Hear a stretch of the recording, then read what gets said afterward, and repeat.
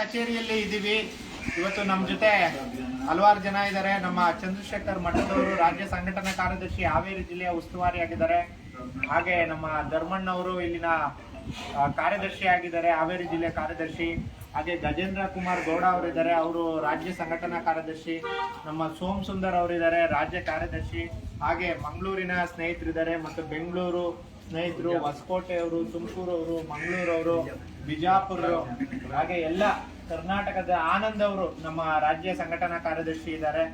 ಹಾಗೆ ವೆಂಕಟೇಶ್ ಯುವ ಧ್ವನಿ ಅವರು ಇದ್ದಾರೆ, ನಮ್ಮ ಬೆಂಗಳೂರವರು. ಸುಮಾರು ಜನ ಬೇರೆ ಬೇರೆ ಭಾಗದ ಮತ್ತು ಇಲ್ಲಿನ ಸ್ಥಳೀಯ ಜನರು ಇವತ್ತು ಇಲ್ಲಿ ಇದ್ದಾರೆ. ತುಮಕೂರಿನವರು ಕೂಡ ಇದ್ದಾರೆ ಬಹಳಷ್ಟು ಜನ. ಇವತ್ತು ಕರ್ನಾಟಕದಾದ್ಯಂತ ನಡೀತಾ ಇರುವಂತ ಲಂಚ ಮುಕ್ತ ಅಭಿಯಾನವನ್ನ ಈಗಾಗಲೇ ಕರ್ನಾಟಕದಲ್ಲಿ ಸುಮಾರು ನಾವು 1,000ಕ್ಕೂ ಅಧಿಕ ಸರ್ಕಾರಿ ಕಚೇರಿಗಳಲ್ಲಿ, ಆಸ್ಪತ್ರೆಗಳಲ್ಲಿ ಲಂಚ ಮುಕ್ತ ಅಭಿಯಾನವನ್ನ ಮಾಡಿದ್ದೀವಿ. ಲಂಚ ಮುಕ್ತ ಅಭಿಯಾನದ ಮೂಲಕ ಸರ್ಕಾರಿ ಕಚೇರಿಗಳಲ್ಲಿ ನಿರ್ದಿಷ್ಟವಾಗಿ ಸರ್ಕಾರದಿಂದ ಇರಬೇಕಾದಂತ ಸೌಲಭ್ಯಗಳು ನ್ಯಾಯಯುತವಾಗಿ ಸಾರ್ವಜನಿಕರಿಗೆ ದೊರಕಬೇಕು ಅಂತೇಳಿ ನಾವು ಕೆಲಸವನ್ನ ನಿರ್ವಹಣೆ ಮಾಡ್ತಾ ಇದ್ದೀವಿ. ಎಷ್ಟೋ ಸರ್ಕಾರಿ ಕಚೇರಿಗಳಲ್ಲಿ ಕನಿಷ್ಠ ಸೌಲಭ್ಯಗಳು ಕೂಡ ಇವತ್ತು ಇಲ್ಲ. ಮುಖ್ಯ ಕಾರ್ಯದರ್ಶಿಗಳ ಗಮನಕ್ಕೆ ತಂದು ನಾವು ಇಂತಿಂತ ಸರ್ಕಾರಿ ಕಚೇರಿಗಳಲ್ಲಿ ಇಂಥ ಸೌಲಭ್ಯಗಳಿಲ್ಲ ಅಂದಾಗ ಅವರು ಅನೇಕ ಆದೇಶಗಳನ್ನು ಕೂಡ ಹೊರಡಿಸಿದ್ದಾರೆ. ಮುಖ್ಯವಾಗಿ ಸರಿಯಾದ ಸಮಯಕ್ಕೆ ಸರ್ಕಾರಿ ಅಧಿಕಾರಿಗಳು ಸಮಯಕ್ಕೆ ಸರಿಯಾಗಿ ಬರೋದು, 10 ಗಂಟೆಯಿಂದ ಸಂಜೆ 5-5:30ವರೆಗೂ ಇರುವಂಥದ್ದು. ಸರ್ಕಾರಿ ಕಚೇರಿಗಳಲ್ಲಿ ಅವರ ನಾಮಫಲಕಗಳನ್ನು ಪ್ರದರ್ಶನ ಮಾಡೋದು ಮತ್ತು ಅವರ ID ಕಾರ್ಡ್ ಅನ್ನು ಹಾಕೊಳ್ಳೋದು ಮತ್ತು ಸರ್ಕಾರದ ಕೆಲಸಗಳೇನಿರುತ್ತೆ ಆ ಸರ್ಕಾರದ ಕೆಲಸಗಳನ್ನ ಅಲ್ಲಿ ಪ್ರದರ್ಶನ ಮಾಡೋದು, ಸಕಾಲದಿಂದ ಆಗ್ತಾ ಇದ್ರೆ ಸಕಾಲದಿಂದ ಪ್ರದರ್ಶನ ಮಾಡೋದು, ಅಥವಾ RTI ಇದ್ದಿದ್ರೆ RTI ಇಂದ ಪ್ರದರ್ಶನ ಮಾಡೋದು, ಮತ್ತು ಯಾವುದೇ ಸರ್ಕಾರದಿಂದ ಮಾಡ್ಕೋಬೇಕಾದಂತ ಕೆಲಸಕ್ಕೆ ಎಷ್ಟು ಅರ್ಜಿ ಶುಲ್ಕವನ್ನ ತೆಗೆದುಕೋಬೇಕು ಅನ್ನೋದನ್ನು ಕೂಡ ಪ್ರದರ್ಶನ ಮಾಡಬೇಕು. ಹಾಗೆ ಯಾರಾದ್ರೂ ಲಂಚವನ್ನ ಕೇಳಿದ್ರೆ ಲೋಕಾಯುಕ್ತದ್ದು ಮತ್ತು ಇಲ್ಲಿನ ಸ್ಥಳೀಯ ಪೊಲೀಸ್ ಠಾಣೆಯ ಫೋನ್ ನಂಬರ್ ಕೂಡ ಹಾಕ್ಬೇಕು ಅಂತ ಹೇಳಿ ಸರ್ಕಾರದ ನಿಯಮಗಳು ಹೇಳ್ತವೆ. ಕುತ್ಕೊಳ್ಳಕ್ಕೆ ಬೆಂಚ್ಗಳು, ಮತ್ತೆ ಕುಡಿಯೋದಿಕ್ಕೆ ನೀರು, ಮತ್ತೆ ಇಲ್ಲಿಗೆ ಬಂದಾಗ ಇವತ್ತು 50 ಕಿಲೋಮೀಟರ್, 30 ಕಿಲೋಮೀಟರ್, 40 ಕಿಲೋಮೀಟರ್ ಇಂದ ತಹಸೀಲ್ದಾರ್ ಕಚೇರಿಗೆ ಬಂದಾಗ ಉಪಯೋಗಿಸಲಿಕ್ಕೆ ಶೌಚಾಲಯ ಇರಬೇಕು ಅಂತೇಳಿ ಸರ್ಕಾರದಿಂದ ಮುಖ್ಯ ಕಾರ್ಯದರ್ಶಿಗಳ ಆದೇಶ ಇದೆ. ಆದ್ರೆ ಯಾವ ತಹಸೀಲ್ದಾರ್ ಕಚೇರಿಯಲ್ಲೂ ಕೂಡ ಇಂಥ ಸೌಲಭ್ಯಗಳನ್ನ ಸೃಷ್ಟಿ ಮಾಡೋದಕ್ಕೆ ಅಲ್ಲಿನ ಸರ್ಕಾರಿ ವರ್ಗ ಮತ್ತು ತಹಸೀಲ್ದಾರ್ ಅವರು ಏನು ಗಮನ ಹರಿಸಿರಲ್ಲ. ಹಾಗಾಗಿ ಇವತ್ತು ಶಿಗ್ಗಾವಿಯಲ್ಲಿ ನಾವು ಪ್ರತಿ ಬುಧವಾರ ಶಿಗ್ಗಾವಿ ತಹಸೀಲ್ದಾರ್ ಕಚೇರಿ ಮತ್ತು ಪುರಸಭೆಯಲ್ಲಿ ನಾವು ಲಂಚ ಮುಕ್ತ ಅಭಿಯಾನವನ್ನ ಮಾಡ್ತಾ ಇದ್ದೀವಿ. ಹಾಗೆ ಪ್ರತಿ ಶುಕ್ರವಾರ ನಾವು ಸವಣೂರು ತಾಲೂಕಿನ ತಹಸೀಲ್ದಾರ್ ಕಚೇರಿ ಮತ್ತು ಅಲ್ಲಿ ಸುತ್ತಮುತ್ತ ಲಂಚ ಮುಕ್ತ ಅಭಿಯಾನವನ್ನ ಮಾಡ್ತಾ ಇದ್ದೀವಿ. ಈ ವಿಡಿಯೋವನ್ನ ನೋಡ್ತಾ ಇರುವಂತ ಮತ್ತು ಯಾರೇ ಸಾರ್ವಜನಿಕರು ನಿಮ್ಗೆ ಆಗ್ತಾ ಇರುವಂತ ಏನೋ ಸಮಸ್ಯೆಗಳಿದ್ರೆ ಆ ಸಮಸ್ಯೆಗಳನ್ನ ನಮ್ಮ ಬಳಿ ತಗೊಂಡ್ಬರ್ಬೋದು. ಮತ್ತು ಪ್ರತಿ ಬುಧವಾರ ನೀವು ಇಲ್ಲಿದ್ರೆ ನಾವು ತಹಸೀಲ್ದಾರ್ ಕಚೇರಿ ಒಳಗಡೆ ನಿಮ್ಮನ್ನ ಕರ್ಕೊಂಡೋಗಿ ನಿಮಗೆ ಆಗ್ಬೇಕಾದಂತ ಸೌಲಭ್ಯಗಳನ್ನ, ನೀವು ನ್ಯಾಯಯುತವಾಗಿ ಪಡ್ಕೋಬೇಕಾದಂತ ಸೌಲಭ್ಯಗಳನ್ನ ಒದಗಿಸೋದಿಕ್ಕೆ ನಾವು ನಿಮ್ಗೆ ಸಹಾಯವನ್ನ ಈ ಸಂದರ್ಭದಲ್ಲಿ ಮಾಡ್ತೀವಿ. ಹಾಗಾಗಿ ಕರ್ನಾಟಕ ರಾಜ್ಯ ಸಮಿತಿ ಪಕ್ಷ ಇಡೀ ನಾಡಿನಾದ್ಯಂತ ಇವತ್ತು ಸಂಚಲನವನ್ನ ಸೃಷ್ಟಿ ಮಾಡಿಕೊಂಡು ಸರ್ಕಾರದಿಂದ ಆಗ್ಬೇಕಾದಂತ ಕೆಲಸಗಳನ್ನ ಮಾಡಿಸಿ ಇವತ್ತು ನ್ಯಾಯಯುತವಾಗಿ ನಡ್ಕೊಳ್ಳುವಂತ ವ್ಯವಸ್ಥೆಯನ್ನ ಸೃಷ್ಟಿ ಮಾಡ್ತಾ ಇದೆ. ಹಾಗಾಗಿ ಸಾರ್ವಜನಿಕರು ಈ ಕೆಲಸಕ್ಕೆ ಕೈ ಜೋಡಿಸಬೇಕು. ಯಾವುದೇ ವ್ಯಕ್ತಿಗೆ ಅಥವಾ ಯಾವುದೇ ಪಕ್ಷಕ್ಕೆ ನೀವು ನಿಷ್ಠೆ ಆಗದೆ ನಾವು ಮಾಡ್ತಿರುವಂತ ಕೆಲಸವನ್ನ ಒಪ್ಪಿ ನಮ್ಮ ಜೊತೆ ಸೇರ್ಕೋಬೇಕು ಅಂತ ನಾನು ಈ ಸಂದರ್ಭದಲ್ಲಿ ನಿಮ್ ಜೊತೆ ಹೇಳ್ತಾ ಇದ್ದೀನಿ. ಈಗ ನಾವು ಈ ನಮ್ಮ ಪಟ್ಟಿಯಲ್ಲಿದೆ ಸುಮಾರು ಒಂದು 22 ಅಂಶಗಳ ಪಟ್ಟಿ ಇದೆ. ಆ 22 ಅಂಶಗಳ ಪಟ್ಟಿಯನ್ನ ತೆಗೆದುಕೊಂಡು ನಾವು ಸರ್ಕಾರಿ ಕಚೇರಿ ಒಳಗಡೆ ಹೋಗ್ತಾ ಇದೀವಿ. ಈಗ ಸರ್ಕಾರಿ ಕಚೇರಿ ಒಳಗಡೆ ಏನು ನ್ಯೂನತೆಗಳಿದೆ ಅವುಗಳನ್ನ ಪಟ್ಟಿ ಮಾಡ್ತೀವಿ. ಪಟ್ಟಿ ಮಾಡ್ಬಿಟ್ಟು ನಾವು ಇವತ್ತು ಸರ್ಕಾರದಿಂದ ಇರುವಂತ ತಹಸೀಲ್ದಾರ್, ಗ್ರೇಡ್ 2 ತಹಸೀಲ್ದಾರ್ ಜೊತೆ ಈಗಾಗಲೇ ಮಾತಾಡಿದೀವಿ. ನಾವು ಅವ್ರ ಜೊತೆ ಮಾತಾಡ್ಕೊಂಡು ಬಂದಿದೀವಿ. ನೋಡೋಣ ಈಗ ಸರ್ಕಾರಿ ಕಚೇರಿ ಒಳಗಡೆ ಯಾವ ತರ ಇದೆ. ನಮ್ಮವರು ಎಲ್ಲರನ್ನೂ ಕೂಡ ಶಾಂತ ರೀತಿಯಿಂದ ವರ್ತಿಸ್ಬೇಕು. ಅಲ್ಲೇನಾದ್ರೂ ತಪ್ಪಾಗಿದ್ರೆ ನನ್ನ ಗಮನಕ್ಕೆ ತೆಗೆದುಕೊಂಡು ಬನ್ನಿ, ನಾವು ಅದನ್ನ ಬಗೆಹರಿಸೋಣ. ಯಾರು ಕೂಡ ಕೂಗಾಡೋದು ಬೇಕಾಗಿಲ್ಲ. ನಾವು ಇವಾಗ ಸರ್ಕಾರಿ ಕಚೇರಿ ಒಳಗಡೆ ಹೋಗೋಣ.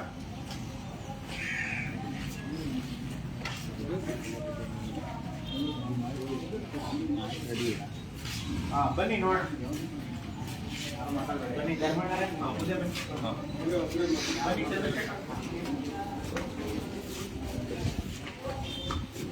ಅವಕಾಶ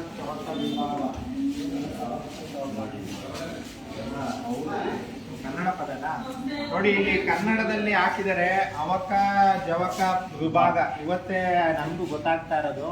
ಇದು ಇನ್ವರ್ಡ್ ಔಟ್ವರ್ಡಾ ಲೆಟ್ರು ಬರುವಂತದ್ದ, ಅದಕ್ಕೆ ಅವಕ ಜವಕ ಅಂತ ಕರೀತಾರೆ ಈ ಕಡೆ. ನಿಮ್ಮ ಹೆಸರು ಅನುಕುಮಾರ್. ಅನುಕುಮಾರ್ ಅವರೇ, ಎಷ್ಟು ಅರ್ಜಿಗಳನ್ನ ತಗೊಂಡು ನೀವೆಲ್ಲ ಸರಿಯಾದ ರೀತಿಯಲ್ಲಿ ಕಳಿಸ್ತಾ ಇದ್ದೀರಾ? ಆ ತಾತಪ್ಪ ಅವ್ರನ್ನ ಕರೀರಿ. ಆ ತಾತಪ್ಪ ಅವ್ರ ಒಂದು ಅನುಕುಮಾರ್ ಅವ್ರನ್ನ ಕೇಳೋಣ, ಏನಾಗಿದೆ ಅವ್ರ ಅರ್ಜಿ. ಅನುಕುಮಾರ್ ಅವ್ರಿಗೆ ಗೊತ್ತಿಲ್ವಾ ಅದು ಎಲ್ಲಿಗೆ ಹೋಗಿದೆ? ತಾತಪ್ಪರ ಅರ್ಜಿನೇ ಇಲ್ವಲ್ಲ. ಎಷ್ಟು ಬರುತ್ತೆ ದಿನ ಅರ್ಜಿ ನಿಮ್ಮ ಹತ್ರ?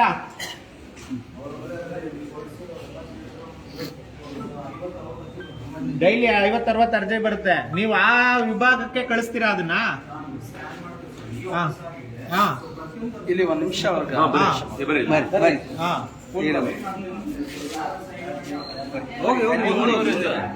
ನಿಮ್ ಚೀಟಿ ಕೊಡಿ. ಇವರು ತಾತಪ್ಪ ಅರ್ಜಿ ಕೊಟ್ಟಿದ್ದಾರೆ. ನೀವು ಬರೀ ಬಾಯಿ ಮಾತಲ್ಲಿ ಮಾತಾಡಬಾರ್ದು. ಬಾಯಿ ಮಾತಲ್ಲಿ ಸರ್ಕಾರಿ ಕೆಲಸಗಳು ಯಾವ್ದು ಆಗಲ್ಲ. ನೀವು ಒಂದು ಅರ್ಜಿಯನ್ನ ಬರೆದು ಕೊಡ್ಬೇಕು. ನಿಮ್ಗೆ ಆಗ್ತಾ ಇರುವಂತ ಅನಾನುಕೂಲಗಳಿಗೆ ಅಥವಾ ನಿಮ್ಗೆ ಆಗ್ಬೇಕಾದಂತ ಕೆಲಸಕ್ಕೆ ನೀವು ಒಂದು ಅರ್ಜಿಯನ್ನ ಕೊಟ್ರೆ ಟಪಾಲ್ ಸೆಕ್ಷನ್ ಆ ಟಪಾಲ್ ಸೆಕ್ಷನ್ ಇಂದ ಆ ಅರ್ಜಿ ಯಾರಿಂದ ನಿಮ್ಗೆ ಕೆಲಸ ಆಗ್ಬೇಕು ಅಲ್ಲಿ ಹೋಗಿ ಮುಟ್ಟುತ್ತೆ. ನೀವು ಆ ಮುಟ್ಟಿರೋದನ್ನ ನೀವು ಇಲ್ಲಿ ಗಮನ ಹರಿಸ್ಕೋಬೇಕು. ಯಾರ ಹತ್ರ ಹೋಗ್ಬೇಕು, ಎಲ್ಲಿ ಹೋಗ್ಬೇಕು ಅಂತ ಹೇಳಿ ಅವರನ್ನ ಹೋಗಿ ಸಂಪರ್ಕ ಮಾಡಿ ನಮ್ಮ ಅರ್ಜಿ ಏನಾಗಿದೆ ಅಂತ ಕೇಳ್ಬೇಕು. ಹಾಗಾಗಿ ತಹಸೀಲ್ದಾರ್ ಕಚೇರಿಗೆ ಬಹಳಷ್ಟು ಜನ ಸಾರ್ವಜನಿಕರು ಬರ್ತಾ ಇರ್ತಾರೆ. ಅವ್ರ ಅರ್ಜಿ ಏನಾಗಿದೆ ಅಂತ ಗೊತ್ತಾಗಲ್ಲ, ಹೋಗ್ತಾ ಇರ್ತಾರೆ, ಬರ್ತಾ ಇರ್ತಾರೆ. ಈ ರೀತಿ ಆದಾಗ ಎಷ್ಟೋ ಸರಿ ಕೆಲಸಗಳಾಗಲ್ಲ. ಹಾಗೆ ಸರ್ಕಾರಿ ಕಚೇರಿಗಳಲ್ಲಿ ಕೆಲಸ ಆಗ್ತಿಲ್ಲ ಅಂತ ಆಗುತ್ತೆ. ಅವ್ರು ಕೊಡ್ತಾ ಬನ್ನಿ. ಬನ್ನಿ ಮುಂದಿನ ಇದಕ್ಕೆ ಹೋಗೋಣ. ನೋಡಿ, ಇಲ್ಲಿ ಏನಾಗ್ಬೇಕಪ್ಪ ನಿಮ್ಗೆ? ನೋಡಿ, ಇದೊಂದು ಬರ್ಡ್ಸ್ ಆಕ್ಟ್ ಅಂತ 2019 ಅಡಿಯಲ್ಲಿ ಠೇವಣಿ ಮರುಪಾವತಿಗೆ ಅಂತ ಹೇಳಿ ಇದೊಂದು. ನೋಡಿ, ನೀವು ಯಾರಿಗೆ ಇನ್ಸೂರೆನ್ಸ್ ಕಟ್ತಾ ಇದ್ದೀರಾ, ಯಾರಿಗೆ ಇನ್ವೆಸ್ಟ್ಮೆಂಟ್ ಮಾಡ್ತಾ ಇದ್ದೀರಾ, ಇದನ್ನ ನೀವು ತಿಳ್ಕೋಬೇಕು. ಕೆಲವು ಕಂಪನಿಗಳು ನೋಡಿ ಈ ತರ ಮೋಸಗಳನ್ನ ಮಾಡ್ತಾರೆ. ತೂಗಿ ವಂಚನೆಗೆ ಸಂತ್ರಸ್ತ ಠೇವಣಿದಾರ 4 ವರ್ಷ ಆಗಿದೆ, ಅವ್ರದ್ದು ಚೆಕ್ ಮಾಡ್ತಾ ಇದಾರೆ. 2022 ಹೌದಾ? ನೋಡಿ, ಇಲ್ಲಿಗೆ ನೀವು ಅರ್ಜಿಯನ್ನ ಕೊಟ್ಟಾದ್ಮೇಲೆ ಬಂದು ಇಲ್ಲಿ ಕೇಳಬೇಕು. ಅದನ್ನ ನೀವು ಪ್ರತಿ ಸಲ ಬಂದಾಗ್ಲೂ ಕೂಡ ಒಂದು ಹೊಸ ಅರ್ಜಿನೂ ಕೊಡಿ. ಅದಕ್ಕೂ ಸೀಲ್ ಹಾಕಿಸ್ಕೊತಾ ಇರಿ. ಸರ್ಕಾರದ ಅಧಿಕಾರಿಗಳು ಗೊತ್ತಾಗಬೇಕು ನೀವು ಎಷ್ಟು ಸರಿ ಬಂದು ಹೋಗ್ತೀರಾ ಅಂತ ಹೇಳಿ. ಬರೋದು ಹೋಗೋದು ಮಾಡ್ತಾ ಇರ್ತೀರಾ. 2022ರಿಂದ ಎಷ್ಟು ಸರಿ ಬಂದಿದ್ದೀರಾ ನೀವು ಇಲ್ಲಿಗೆ? 3 ತಿಂಗಳಿಂದ ಸರಿ. ನಾನು ಯಾರಿ ಇವ್ರಿಗೆ ಅಭಿಷೇಕಣ್ಣವ್ರು 3 ತಿಂಗಳಿಂದ ಕುಂದಿರಿಸಿ ನನಗೆ ಇನ್ನೂವರೆಗೆ ಕೊಡ್ತಿಲ್ಲ ಅವರು. ಯಾರು ಅಭಿಷೇಕ್ ಅನ್ನೋರು ಇದಾರೆ ಇಲ್ಲಿ ಕೆಲಸಕ್ಕೆ? ಅವರು ಕಂದಾಯ ಇಲಾಖೆ ಅವ್ರಿದ್ದಾರೆ. ನಿಮ್ಮನ್ನ ಬನ್ನಿ ಅಂತಿದ್ದಾರೆ. ಏನ್ ಹೇಳ್ತಾರೆ? ಮಾಡ್ತೀವಿ ಅಂತಾರೆ, ಮಾಡಲ್ಲ ಅಂತಾರೆ. ಯಾವುದೋ ಒಂದು ತೋಟದ ಅರ್ಜಿ ಏನೋ ತೋಟ ಹೇಳ್ಬಿಟ್ರಿ ಅವರು. ನೀವು ಆಲೆ ಉಳುಮೆ ಮಾಡ್ತಾ ಇದೀರಾ? ಭೂಮಿನ ಉಳುಮೆ ಮಾಡ್ತಾ ಇದೀರಾ? ಏನಾಗಿದೆ ಇವ್ರದ್ದು? ಅಭಿಷೇಕ್ ಹತ್ರ ಹೋಗ್ಬೇಕು. ಏನು ಲ್ಯಾಂಡ್ ಸೆಕ್ಷನ್ ಕಂದಾಯ ಇಲ್ಲ. ನೀವು ನಮ್ ಜೊತೆ ಇರಿ, ಅಲ್ಲಿ ಹೋದಾಗ ನಿಮ್ದು ವಿಚಾರ ಮಾಡೋಣ. ಅಭಿಷೇಕ್ ಅಂತ ಅಭಿಷೇಕ್ ಒಬ್ರು, ಮಂಜು ಬ್ಯಾಗೇರಿ ಅಂತ ಒಬ್ರು. ತಮ್ದು ಯಾವ ಇಲಾಖೆ ನಿಮ್ದು? ಪೆನ್ಷನ್ ಏನು ಬೋರ್ಡ್ ಹಾಕಿಲ್ವಲ್ಲಣ್ಣ?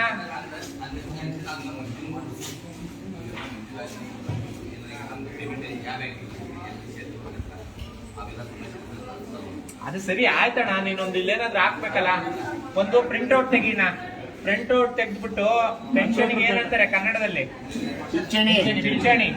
ಪಿಂಚಣಿ ಮಹಾಶಾಸನಕ್ಕೆ ಸಂಬಂಧಪಟ್ಟ ಹಾಗೆ ನನ್ನ ಸಂಪರ್ಕಿಸಿ ಅಂತ ನಿಮ್ಮ ಹೆಸರು ಹಾಕಿ, ಒಂದು ಫೋನ್ ನಂಬರ್ ಹಾಕಿ.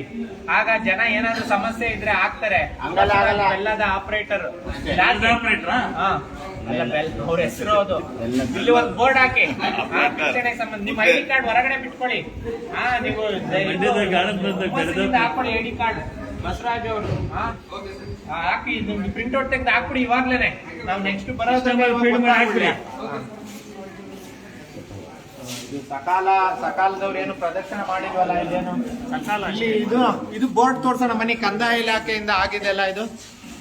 ಇಲ್ಲಿ ಏನೇನು ಹಾಕಿದ್ದಾರೆ ಅಂತ. ಸಮಯಬದ್ಧ ಸೇವೆಗಳು ಸಕಾಲದಿಂದ, ಇದು ಸಕಾಲದಿಂದ ಆಗ್ತಾ ಇರುವಂತ ಸೇವೆಗಳು.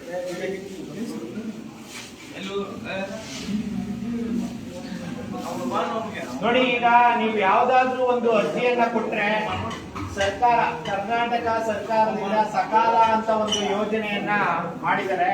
ಆ ಸಕಾಲದಲ್ಲಿ ಎಷ್ಟೆಷ್ಟು ದಿನದಲ್ಲಿ ಆ ಕೆಲಸಗಳು ಆಗ್ಬೇಕು ಅಂತ ಇಲ್ಲಿ ಬರ್ದಿದ್ದಾರೆ. ನಿಮ್ಮ ಅರ್ಜಿ ತಿಂಗಳಾನ್ಗಟ್ಲೆ ಅವನು ಅಲ್ಸೋ ಆಗಿಲ್ಲ. ಸರ್ವೆ ವಿಭಾಗದಲ್ಲಿ ನಕಲು ಪ್ರತಿಯನ್ನ ಪಡೆಯೋದಕ್ಕೆ ನೋಡಿ 39ನೇದು ಸರ್ವೆ ಸೂಪರ್ಡೆಂಟ್ 7 ದಿನ ಕೆಲಸ, ತಹಸೀಲ್ದಾರು ಅಧಿಕಾರಿ ಅದಕ್ಕೆ ಅಸಿಸ್ಟೆಂಟ್ ಕಮಿಷನರ್ ಮೇಲ್ಮನೆಯಲ್ಲಿ ಕೊಡ್ಬೋದು. 7 ದಿನದಲ್ಲಿ ನೀವು ಸರ್ವೆ ವಿಭಾಗದಲ್ಲಿ ನಕಲಿ ಪ್ರತಿಯನ್ನ ಪಡ್ಕೊಳ್ಳಕ್ಕೆ ಅರ್ಹತೆಯನ್ನ ಹೊಂದಿದ್ದೀರಾ. ಈ ತರ 49 ಪಾಯಿಂಟ್ ಅನ್ನ ಹಾಕಿದ್ದಾರೆ, 49 ಪಾಯಿಂಟ್ ಹಾಕಿದ್ದಾರೆ. ನೀವು ಯಾವುದೇ ರೀತಿಯ ಸರ್ಕಾರಿ ಕೆಲಸಗಳನ್ನ ಮಾಡಿಸ್ಕೋಬೇಕು ಅಂತಂದ್ರೆ ಈ ರೀತಿ ನೀವು ಇದನ್ನ ಓದ್ಕೋಬೇಕು. ಸಾರ್ವಜನಿಕರು, ಇದು ನಮ್ಮ ವಿಡಿಯೋ ನೋಡ್ತಾ ಇರೋರ್ಗೂ ಅಷ್ಟೇ, ಇಲ್ಲಿ ಬಂದಿರೋ ಎಲ್ಲರಿಗೂ ಅಷ್ಟೇ, ಸಾರ್ವಜನಿಕರಿಗೆ ಈ ಮಾಹಿತಿಯನ್ನ ಹಾಕಿದ್ದಾರೆ. ಇದನ್ನ ಓದ್ಕೊಂಡು ನಿಮ್ಮ ಯಾವುದೇ ಕೆಲಸಗಳನ್ನ ಸರಿಯಾದ ಸಮಯಕ್ಕೆ ಮಾಡ್ಕೊಡಿ. ಇದೇನಿದು ಜಿಲ್ಲಾಡಳಿತ, ಸಮಾಜ ಕಲ್ಯಾಣ ಇಲಾಖೆ, ಜಿಲ್ಲಾ ಆಡಳಿತ, ಜಿಲ್ಲಾ ಪಂಚಾಯತ್ ವೇತನ ಇದಿದೆ. ಇದು ಮೆಟ್ರಿಕ್ ನಂತರದ ವಿದ್ಯಾರ್ಥಿ ವೇತನ, ಪ್ರತಿಭಾನ್ವಿತ ವಿದ್ಯಾರ್ಥಿ ಇದನ್ನೊಂದು ಹಾಕೋಣ ಬನ್ನಿ, ಇದೊಂದು ತೋರ್ಸೋಣ. ನೋಡಿ, ನಿಲಯಗಳಿಗೆ ಪ್ರವೇಶ, ಇದು ಕೆಲಸದ ಸ್ಥಳಗಳಲ್ಲಿ ಮತ್ತೆ ನಿಮ್ಗೆ ಸಾರ್ವಜನಿಕ ಸ್ಥಳಗಳಲ್ಲಿ ಏನಾದ್ರೂ ಲೈಂಗಿಕ ದೌರ್ಜನ್ಯ ಆಗ್ತಾ ಇದ್ರೆ, ಮಹಿಳೆಯರಿಗೆ ಯಾರಾದ್ರೂ ಕಿರುಕುಳ ಕೊಡ್ತಾ ಇದ್ರೆ ನೀವು ಕರ್ನಾಟಕ ರಾಜ್ಯ ಮಹಿಳಾ ಆಯೋಗವನ್ನ ಸಂಪರ್ಕಿಸಬಹುದು. ಅದು ಅವರು ಕೇಸನ್ನ ರಿಜಿಸ್ಟರ್ ಮಾಡಿಕೊಂಡು ನಿಮ್ಗೆ ನ್ಯಾಯ ಕೊಡುವಂತ ಕೆಲಸವನ್ನ ಮಾಡ್ತಾರೆ. ಅದು ತಹಸೀಲ್ದಾರ್ ಕಚೇರಿಯಲ್ಲಾಗಿರ್ಬೋದು ಅಥವಾ ಬೇರೆ ಉದ್ಯೋಗ ಸ್ಥಳಗಳಲ್ಲಾಗಿರ್ಬೋದು. ಯಾವುದೇ ಉದ್ಯೋಗ ಸ್ಥಳದಲ್ಲೂ ಕೂಡ ನಿಮ್ಗೆ ಯಾರಾದ್ರೂ ಮಹಿಳಾ ದೌರ್ಜನ್ಯ ಮಾಡ್ತಾ ಇದ್ರೆ ಅದು ಮಹಿಳೆಗೆ ಸಂಬಂಧಪಟ್ಟಿದ್ದದ್ದು. ಅದು ಕೂಡ ಬೋರ್ಡ್ ಅನ್ನ ಪ್ರದರ್ಶನ ಮಾಡಿದರೆ ಒಳ್ಳೇದು. ಈ ಕಡೆ ಲೋಕಾಯುಕ್ತದ್ದು ಹಾಕಿದ್ದಾರೆ ನೋಡಿ, ಕರ್ನಾಟಕ ಲೋಕಾಯುಕ್ತ, ಕರ್ನಾಟಕ ಪೊಲೀಸ್, ಇದು ಹಾವೇರಿದು ಹಾಕಿದ್ದಾರೆ ಇವರು. ನೆಕ್ಸ್ಟ್ 2 ಹಾವೇರಿ ಹಾಕಿದ್ದಾರೆ. ನೀವು ಇದು ತುಂಬಾ ಮುಖ್ಯವಾದಂತ ಬೋರ್ಡ್. ಇದು ಸರ್ಕಾರಿ ಕಚೇರಿಗಳಲ್ಲಿ ಯಾರಾದ್ರೂ ನಿಮ್ಗೆ ಲಂಚವನ್ನ ಕೇಳ್ತಾ ಇದ್ರೆ ದಯವಿಟ್ಟು ಲಂಚ ಕೇಳಿದ ತಕ್ಷಣ ಈ ನಂಬರ್ಗಳಿಗೆ ಫೋನ್ ಮಾಡಿ. ನೀವು ಯಾರು ಸಾರ್ವಜನಿಕರು ಹೆದರ್ಕೋಬಾರ್ದು. ಯಾಕೆ ಹೆದರ್ಬಾರ್ದು ಅಂದ್ರೆ ಸರ್ಕಾರದಿಂದ ಆಗ್ಬೇಕಾದಂತ ಕೆಲಸಕ್ಕೆ ಲಂಚ ಕೇಳಿರೋದಕ್ಕೆ ಯಾರು ಹೆದರ್ಕೋಬೇಕು? ಲಂಚ ಕೇಳಂತ ಅಧಿಕಾರಿ ಹೆದರ್ಕೋಬೇಕು. ನೀವು ಲಂಚ ನಿಮ್ ಕೆಲಸ ಆಗಲ್ಲ ಅಂತ ಹೇಳಿ ನೀವ್ ಹೆದರ್ಕೋಬಾರ್ದು. ನೀವ್ ಹೆದರ್ಕೊಂಡ್ಬಿಟ್ರೆ ಆಗ ನಿಮ್ಗೆ ಅವ್ರು ಎದುರಿಸ್ತಾರೆ. ಹಾಗಾಗಿ ಇದು ತುಂಬಾ ಮುಖ್ಯ ಆಗುತ್ತೆ. ಇದು ನೋಡ್ಕೊಳ್ಳಿ. ಏನ್ ತಂದರೆ ಈ ಕಡೆ ಬನ್ನಿ, ಏನ್ ಸಮಸ್ಯೆ? ಆಧಾರ್ ಕಾರ್ಡ್ ಪಿಂಚಣಿದ ಪಿಂಚಣಿನ ಅಲ್ಲ, ಪಿಂಚಣಿ ಬರ್ಬೇಕಾ? ಯಾವ ರೊಕ್ಕ ಬರ್ಬೇಕು ನಿಮ್ಗೆ? ಓದಿದಲ್ಲ, ಅದು ಕೇಂದ್ರ ಸರ್ಕಾರದ ಅಂತ ಹೇಳ್ಬೇಕು ನೀವು. ಅದೇನು ಜೋಬಿಂದ ಕೊಡ್ತಾನ? ನಮ್ಮ ಸರ್ಕಾರ, ನಾವು ರಚನೆ ಮಾಡಿರುವಂತ ಸರ್ಕಾರ, ಅದು ಕೇಂದ್ರ ಸರ್ಕಾರದಿಂದ ನಿಮಗೆ ಬರ್ಬೇಕಾದಂತ ಹಣ ಬಂದಿಲ್ಲ. ಬನ್ನಿ ಇಲ್ಲಿ ಕೇಳೋಣ. ಅರ್ಜಿ ಕೊಟ್ಟಿದ್ದೀರಾ? ಅರ್ಜಿ ಗೊತ್ತಿರುತ್ತೆ. ಈಗ ಇವ್ರಿಗೆ ಇದು ಕೇಂದ್ರ ಸರ್ಕಾರದಿಂದ ಬರುತ್ತಲ್ಲ, ರೈತ ಕಿಸಾನ್ದು ಹಣ, ಅದು ಯಾರ ಅಂಡರ್ ಬರುತ್ತಪ್ಪ?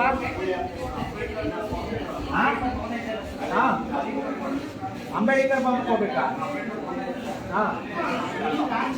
ಕೃಷಿ ಇಲಾಖೆದ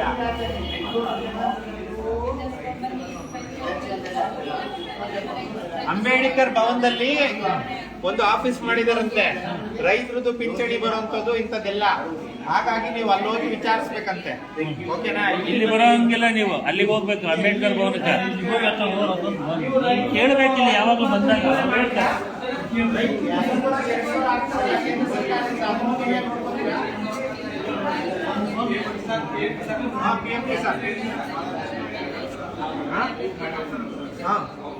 ಬನ್ನಿ ಇಲ್ಲಿ ತಪ್ಪರೆ, ಬನ್ನಿ ಬನ್ನಿ. ಅರ್ಜಿ ಕೊಟ್ಟಿದ್ದೀರಾ ನೀವು ತಪ್ಪರೆ? ಅರ್ಜಿಯನ್ನು ಕೊಟ್ಟಿದ್ವಿ. ನಮ್ಮ ಜೆರಾಕ್ಸ್ ಎಲ್ಲಿ ಕಾಪಿ? ಆಧಾರ್ ಕಾರ್ಡ್ ಇದೆಯಾ? ರಂಗಪ್ಪ ಅವ್ರು ಕೇಳ್ಬೇಕಿದ್ರು.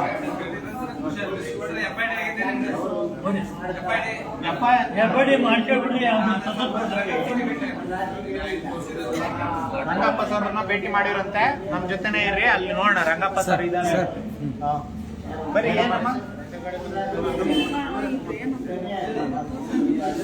ಲಕ್ಷ್ಮಣಿ ಹೋಗಿ ರೇಷನ್ ಕಾರ್ಡ್ ಇಲ್ಲ, ಅರ್ಜಿ ಕೊಟ್ಟಿದ್ದೀರಾ? ಅರ್ಜಿ ಹಾಕ್ಯಾವ್ರಿ, ರಸೀದಿ ಕೊಡ್ಲಿಲ್ಲ. ಅದನ್ನ ಕೇಳಕ್ ಬಂದ್ಯಾ, ರಸೀದಿ ಕೊಟ್ಟಿಲ್ಲ. ಅದ್ ಮಲ್ಲಿಕಾರ್ಜುನ ಅಂತಂದ್ರು.